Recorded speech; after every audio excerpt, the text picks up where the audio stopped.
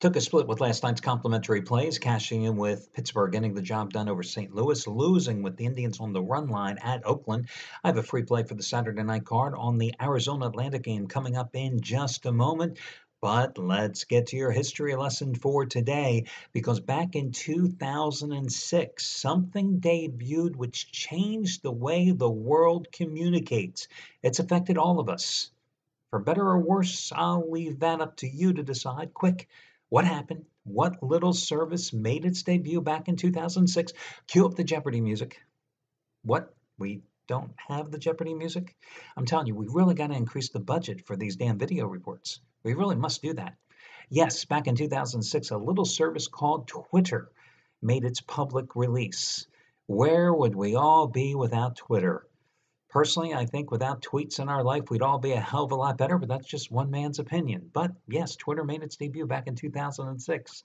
Now we go back a couple hundred years earlier, back in 1606, famous Dutch painter Rembrandt was born. Of course, he ended his life dying penniless, broke man. So much for all those great paintings and works. Linda Ronstadt, born in 1946 on this date. Really, I mean, you go back to Linda Ronstadt and you look at some of those videos when she was back on the Midnight Special. I look back sometimes on those archive videos on YouTube. I mean, I wasn't around watching Linda Ronstadt, obviously, in the Midnight Special back in those late night appearances in the 70s, but Linda Ronstadt was hot. You have to say, Linda Ronstadt was hot back in those days. On this day in movie history, in 1988, a little movie by the name of Die Hard made its debut in 21 theaters, averaged about $28,000 in those theaters, went wide release back on July 22nd then, earned $7.1 million in its opening weekend to be the #3 film in America. Made for $28 million, went on to gross $140 million, spawned 4 sequels.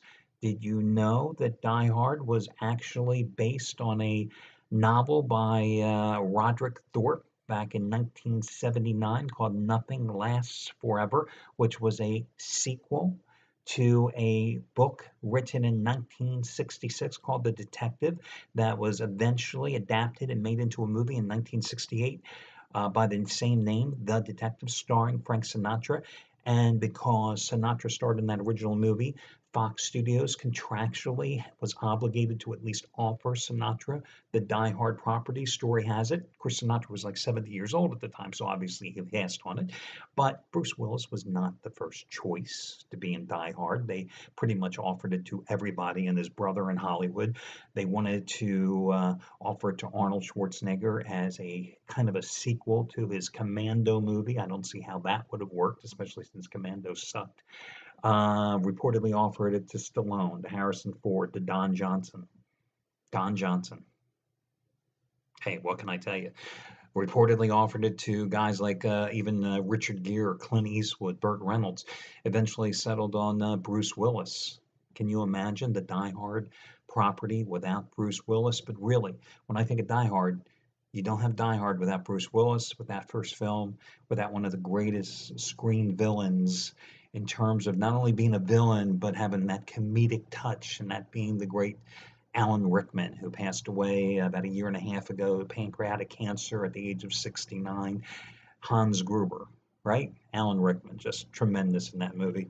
I love anything that Alan Rickman is in, whether it was Love Actually, when he played the cheating husband, whether it's small little films like Bottle Shock or Blow Dry or even Galaxy Quest. I mean, yeah, he was in all the Harry Potter films too. I mean, but when you heard that voice with Alan Rickman when he came on screen, when he Sheriff of Nottingham in the Kevin Costner version of Robin Hood. I mean, whether he was overplaying the role or whether he was doing that dramatic read with that voice, tremendous.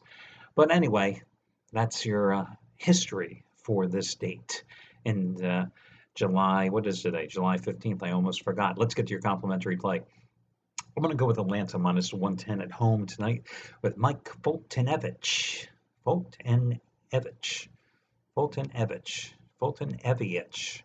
Who knows? I think I got it right. You know, I looked up the pronunciation. I went to a site that actually gives you the pronunciation of different guys' names, and they go through the verbal pronunciation. And I thought I had it nailed before I started this video report, and then I talked about Bruce Willis and Linda Ronstadt and everybody else, and At this point, I almost forgot, but the bottom line is the Braves have won his last 6 starts. He's personally 4-0 in them, and during that 6-start stretch, the Braves have supplied him with plenty of offensive support, scoring 43 runs in that stretch. His last 4 starts, he's been particularly sharp, allowing just 6 earned runs and 20 hits in 25 innings of work. Now, Patrick Corbin is going for Arizona, and his problem is he's not pitching at Chase Field in Phoenix because at home, he's been okay. On the road, he's been dreadful. 7 road starts this season, 1-6 record, 7.57 earned run average. And in those 7 road starts, opponents are batting 331 against him this season. 331. 35 and 2/3 innings pitched in those 7 road starts, so only averaging a little over 5 innings per start, right? 53 hits he's allowed, 10 of them homers, and he's walked 10 batters. So that's 63 base runners in 35 innings, which is why teams are batting 331 against him, which is why he has a 7.57 earned run average on the road. And oh, FYI, the Diamondbacks have lost each of his last 4 starts. Now, the Braves won the series opener last night 4-3. Diamondbacks have lost 3 in a row, 6 out of 7, 9 of the last 12. Need I go any further? The Braves are your complimentary play. I wish you well, guys. I'll talk to you again tomorrow when we do this one more time.